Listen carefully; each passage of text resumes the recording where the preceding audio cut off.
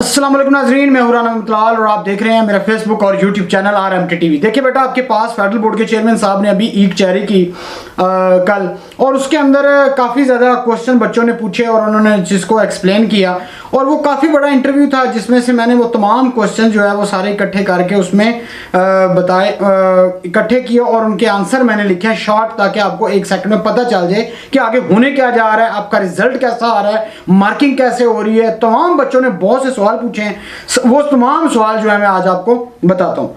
अच्छा, उसमें ना सबसे पहला जो क्वेश्चन किया किसी बच्चे ने कि सर जी सारी गल्लें छोड़े, मैट्रिक का रिजल्ट आ गया, 9th-10th का दोनों का रिजल्ट आ गया, आप हमें बताएं कि फर्स्ट ईयर सेकंड ईयर का रिजल्ट कब आ रहा है।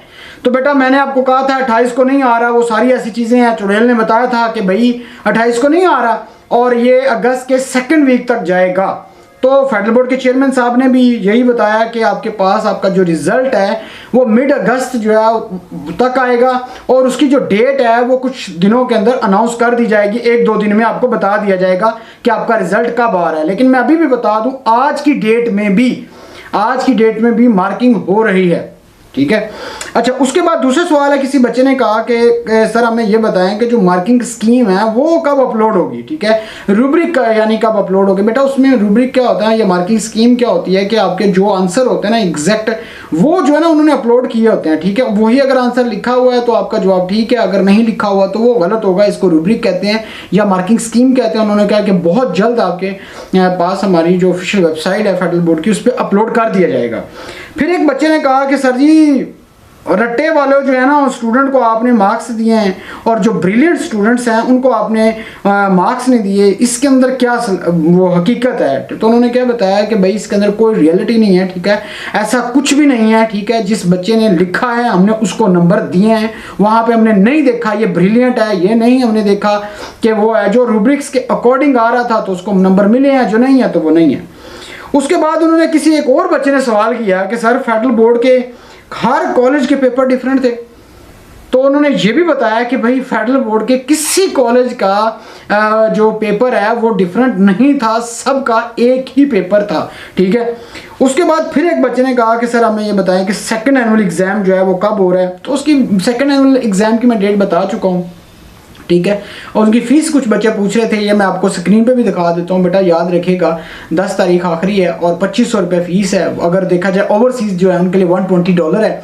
तो इस तरीके से बेटा आपकी वो है। फिर एक बच्चे ने आगे फिर एक सवाल किया है कि जो स्टूडेंट पास हैं अगर 9th में 10th में, क्या वो भी इम्प्रूवमेंट कर सकते हैं। तो उन्होंने बताया फेडरल बोर्ड के चेयरमैन साहब ने कि भाई वो इम्प्रूवमेंट कर सकते हैं, लेकिन 9th की इम्प्रूवमेंट नहीं कर सकते, वो 10th की इम्प्रूवमेंट कर सकते हैं। वो भी शर्त ये है कि अगर आपने आगे यूनिवर्सिटी में एडमिशन है नहीं लिया। अच्छा, उसके बाद एक बच्चा कहता है कि सर री अकाउंटिंग्स के मार्क्स जो हैं वो डिक्रीज होते हैं या इंक्रीज होते हैं। तो बेटा मैं आपको बार बार कह चुका हूं कि मार्क्स जो हैं वो इंक्रीज होने के चांस होते हैं, डिक्रीज कभी भी कम नहीं होते, ठीक है। ये चीज़ ध्यान में रखिएगा, ठीक है। तो इसमें बेफिक्र हो गया आप अपना पेपर जो है वो रीकाउंट करवाएं या रीचेक करवाएं, जो भी, ठीक है। उसके ऑनलाइन फीस सबमिट होती है, ठीक है। आप फेडरल बोर्ड जाके भी जमा करवा सकते हैं, ठीक है। ये आप पे डिपेंड करता है कि आपके पास कैसी सहूलत है, क्या वो है, ठीक है। लेकिन ये है कि मार्क्स बढ़ने के चांस ज़्यादा होते हैं, कम होने के कम चांस होते हैं, ठीक है। अच्छा, एक और बच्चा कहता है कि सर ऑनलाइन अप्लाई करना है फेडरल बोर्ड की पेपर, उसके लिए तो उसके लिए बता दें कि जी टाइम कितने दिन का होता है ना।